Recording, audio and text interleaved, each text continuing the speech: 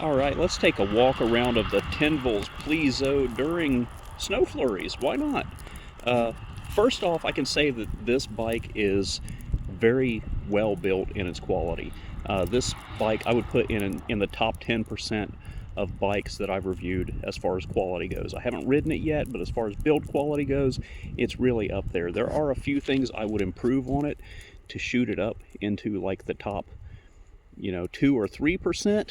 And one of the things is I would get rid of these handlebar grips and replace them with something a bit more padded. This bike has a 20 amp hour battery, and I do mostly trail riding, so with a 20 amp hour battery and those big tall 26-inch tires, once you get them rolling, they're very efficient and they sip the energy, so it's very easy to stay out on very long rides. So for a long ride like that, you want to invest into your comfort, and replacing these handlebar grips with something a little bit more comfortable is going to like really serve you very well, and you can replace handlebar grips pretty cheap. The next thing is this seat is pretty thin, not a lot of padding. It's fairly wide, but I think some more padding would serve you very well on a long ride. And the last thing I would change out is I would put either a taller stem or an adjustable stem on here so you can pull the handlebars back. That's going to give you a really comfortable ride to be able to go out and ride all day. And like I did say previously, it's got a 20 amp hour battery in it, and with the 26-inch tires, it's going to really make your battery range very efficient. And speaking of tires, these tires have a really deep tread, so they're going to be good for like gravel and mud. Like I said, they are 26 by 4-inch tires. They are Denputs, but they seem to be pretty well built. My only other point of criticism for this bike is that it's got a single ring chain guard on it. I really love the paint job on this bike. It's kind of like a, I don't want to say mint green, it's like a light mint green, like a light mint pastel green. It looks really good in person. Nice big heavy duty rack back here, tail light and headlight. It's got a thumb throttle control over on the left. I always prefer a throttle control over on the right, but for trail riding this is going to be just fine. We got 5 levels of pedal assist. We got hydraulic disc brakes. They are 180 millimeter disc brakes, and I'm going to assume that this does a really great job of controlling the bike, though I can't speak for a fact because I haven't ridden it yet. We've got our front suspension here has some preload adjustment, and you can lock it out. This is what our headlight looks like when it's turned on. Let me turn it on. You hold the plus button for a few seconds to turn it on. There's what the headlight looks like. Here's what the tail light looks like. We don't have turn signals with this bike, but we should have a brake light. We've got metal fenders with this bike. I actually prefer plastic fenders because metal fenders kink when they bend, whereas plastic fenders will kind of bend and sway and go back to their normal shape. Now, Tenvels claims that this is a 1,000-watt peak motor, but down here on the motor it's stamped 500 watts, so we'll test that out when we go out. If it's only a 500-watt motor, it's probably going to get up to speed no problem, but it will make for a good, efficient, long-range ride if that's what you're after. And that's what I always prefer with a bike. I prefer a long-range bike over a powerful, fast bike, but that's just me. Aside from this, there's not much else to talk about. We can take it out on the trail and see what she can do. I will say that assembly on this bike was pretty straightforward and really easy. I got it put together pretty fast. I would say I put this one together faster than probably any other 26-inch fat tire bike that I've ever reviewed, so that's always nice. This is exactly how it looked as I opened the box, so not a lot of packaging in here, but I'm hoping that the bike is going to be okay. It looks fine so far. We've got an accessory box here, accessories kit. Let's see what's in here. Okay, so we've got our Allen keys here, screwdriver, reflector, pedals. This is likely our charging cable. Yep, for sure. It's a 2 amp charger, 20 amp hour battery, so it's going to take 10 hours to charge the battery from completely dead to completely full.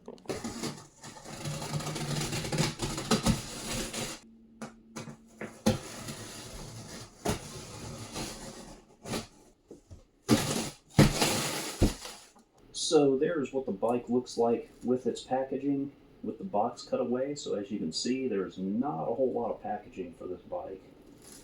It is a big bike though, so it should be a pretty comfortable ride.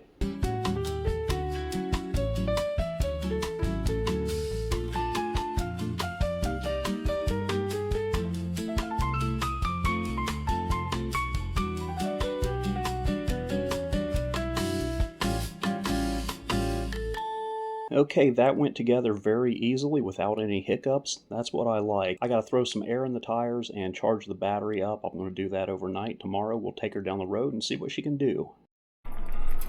Alright, winter is here and it's back with a vengeance, and it is cold out here today.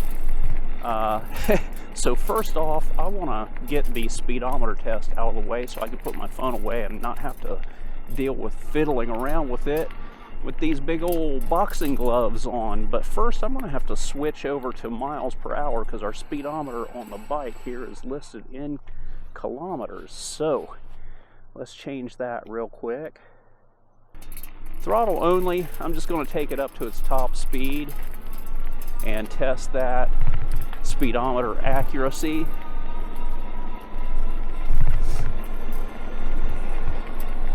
And it hit 20 miles per hour on the speedometer, and it backed off to 19.8 miles per hour, and that's where it is capped out at. And it's showing 19 on the built-in, and it's showing 19 on the GPS. So I'm going to say the speedometer is accurate within a mile per hour, and that's pretty common for e-bikes. Alright, so I just noticed that this bike is one of those bikes that's limited to 20 miles per hour in throttle only, but if I pedal, it's probably going to take me up to about 28 miles per hour. It's exceeding 20 miles per hour already. It's going kind of slow, creeping up to 28, but it is getting there. So I would guess that this bike really is closer to that 500 watt motor than the 1200 watt peak, because it's capping out at about 26 miles per hour right now. Once I get past the stop sign up here, I'll go through all of the different levels of pedal assist and see what she can do. And then today we're just going to do a range test. It's going to be a 16-mile range test, and I'm going to do it pretty fast because it is cold out here. It's about 30 degrees. Winter is back with a vengeance, and I want to get down there and get back. So it's going to be an 8-mile ride down, 8-mile ride back, 16 miles total. And with this 20 amp hour battery, it really should crush that range no problem. Yeah, it looks like about 26 miles per hour was the cap on this bike. Okay, let's go through the different levels of pedal assist. We know 5 in pedaling mode does 26, so let's go through the other levels. Pedal assist level 1. I am a 187 pound rider. This bike weighs 86 pounds. Okay, so I'm doing throttle only now. It looks like throttle only is throttle override. So throttle takes you up to 20 miles per hour regardless of what you're doing with the pedals. So let's stop and do that over again. But as I was saying, I'm a 187 pound rider. This bike weighs 86 pounds, and I'm wearing probably 10 pounds of cold weather and camera gear. But here we go. Pedaling only, pedal assist level 1 takes us up to about 10 miles per hour, 9 miles per hour. We'll say 10, it's like 9.8. Let's go up to level 2.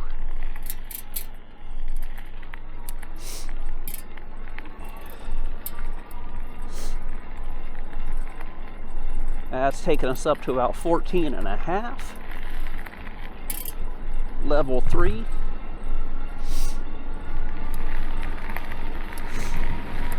Is about 19, 18, 19. And level 4 takes us up to 21.22, 22, about 22.5. And level 5, as we already established. Come on. These boxing gloves don't want to cooperate. There we go. Level 5.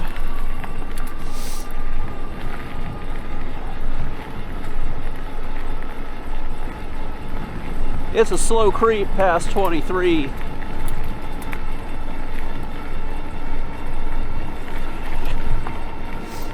And I mean, if I pedaled really, really hard, we can probably get up to like 28. It takes quite a bit of effort to get up there though. I'm gonna do a brake test now. These brakes are not bedded in, but they are hydraulic brakes. They're 180 millimeter hydraulic brakes. And they are really, really good brakes, considering that I don't even have them bedded in yet. As I bed them in, they will get better. So, this bike, even though it lacks a rear suspension, because the big fat tire 26-inch by 4 tires, it does make for a pretty comfortable ride. It's a big bike. It's not that heavy considering how big it is at 86 pounds. Yeah, 86 pounds is pretty heavy, but considering the size of this bike, it's really not too bad. So it's a hell of a good, comfortable ride. I am leaned forward a little bit. That can be fixed with getting a taller stem or an adjustable stem that has some pullback. That would make for a lot more comfortable ride, but this is fine. This is going to be okay for the 16 miles that I'm going to go today. Overall comfortable bike, comfortable ride. Like I said, the seat could be a little bit thicker, have a little bit more padding, but you can always swap out the seat. And I think these grips could be changed out for some more comfortable grips, but with these boxing gloves I'm wearing, they're fine today. Anyway, I think I've gone over everything that I need to cover with this bike as far as speed levels go.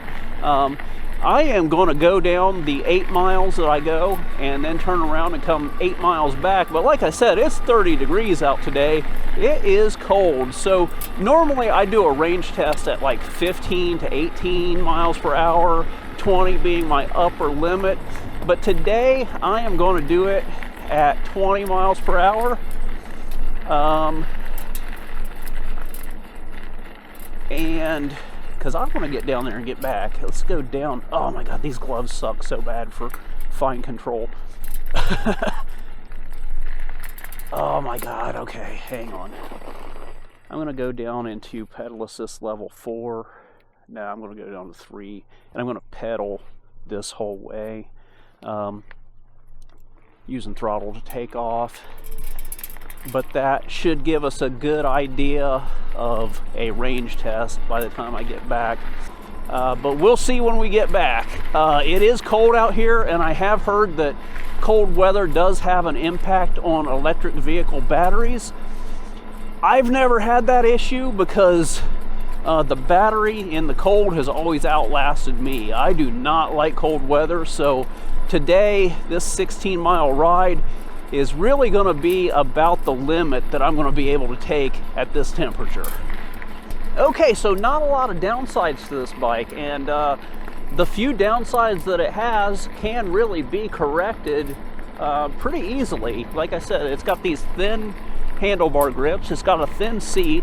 You can swap those out fairly cheaply, so not a real big deal there. So definitely a lot more pros than cons with this bike, and it blows me away because the price on this bike at the time of this recording is $799. That's a hell of a lot of bike that you get for 800 bucks basically. Now it is close to Black Friday, so I don't know if that's going to be the price like going forward. It might be that price going into Christmas. A lot of companies tend to lower their prices for deals, for sales and things like that. So that might be the price. It always might just be continuously on sale. I see a lot of companies kind of do that, like high pressure buying kind of thing, where it's like, oh, it's this price for this limited amount of time, you better jump on and buy it. I don't know how they do their pricing, but I can say that at the time of this recording, it's 800 bucks, and this is probably like the best bike I've ever reviewed that is in that $800 price range. At least a 26x4 fat tire bike in that price range. This is a lot of bike. I mean, and I think the biggest value is that 48 volt 20 amp hour battery. Most of the 26x4 fat tire bikes in this price range are going to come with a 15 amp hour battery. So the battery is by far the most expensive thing on an e-bike. So the fact that this bike comes in that cheap with a battery that big is very, very impressive. And the rest of the bike is nothing to sneeze at either. It's a really comfortable ride. It's a good looking bike. There's not a lot to complain about with this one. Okay, so like I said, I think this motor is closer to the 500 watt nominal rating than it is the 1200 watt peak rating. And maybe that's due to a controller limitation. I'm really not sure.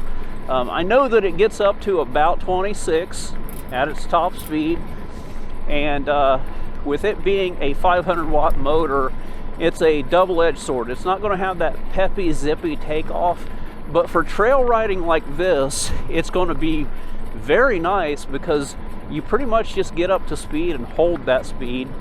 So it's going to make for a very, very efficient range.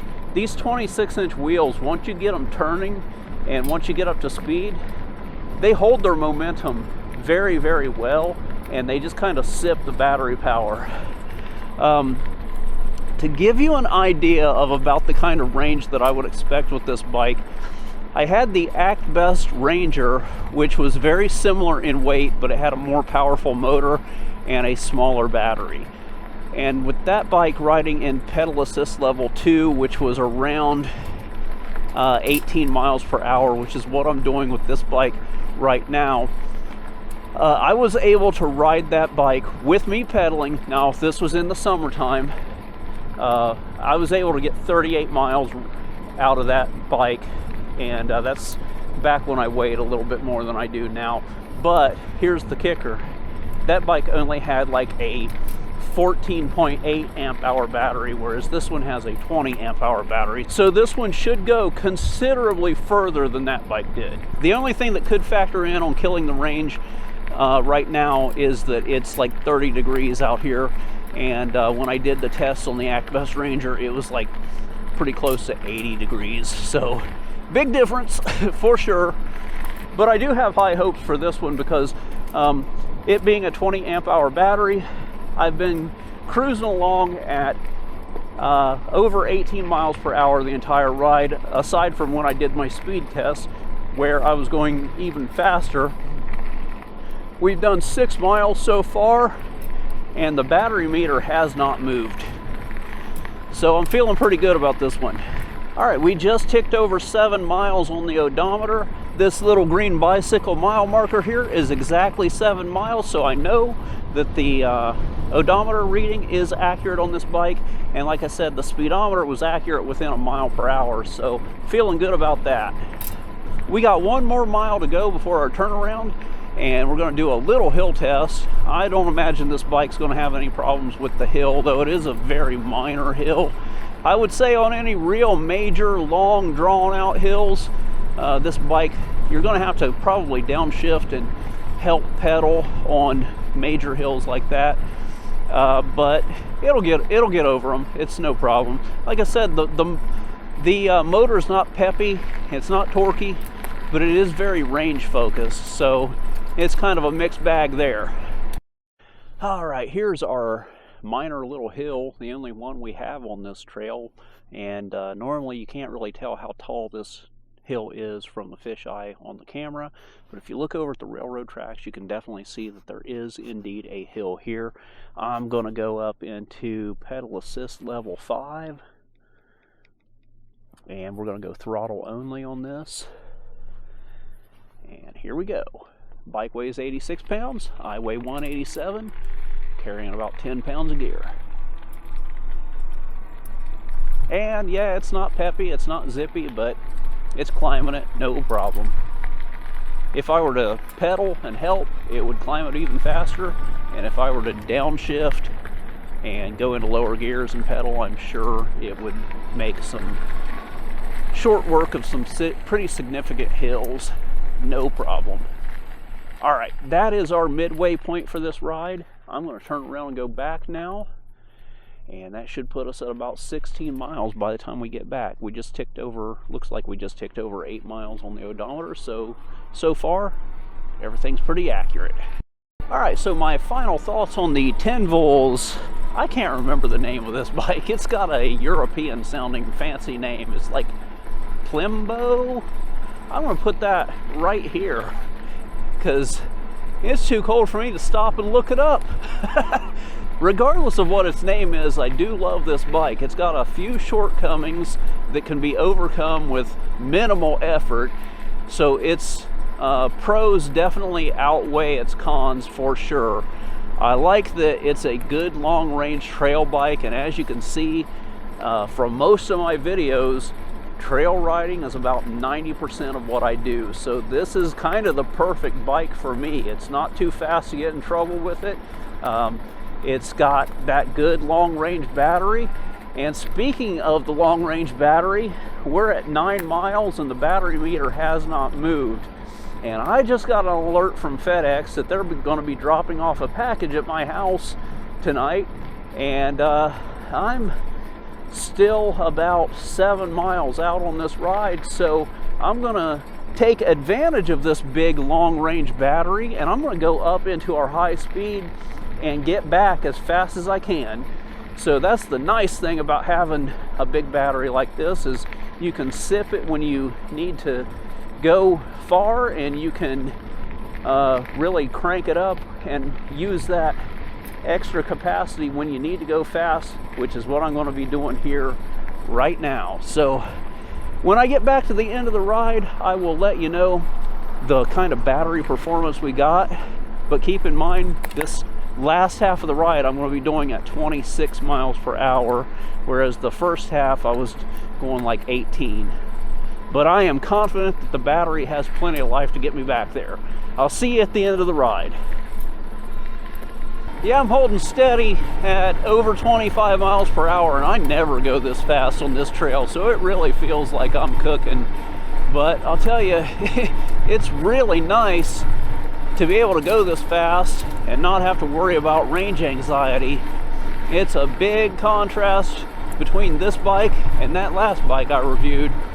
Whoa, mama. All right, back to the beginning of the ride. The first half of the ride, I went like 18 miles per hour, did my speed test, things like that. Then on the last half of the ride, the last 7 miles of the ride, I came back cooking at full speed. We put 16 miles on the bike. We dropped 1 bar out of 5. Good girl, good girl. Anyway, that's it for now. Thanks for watching, and I'll see you next time.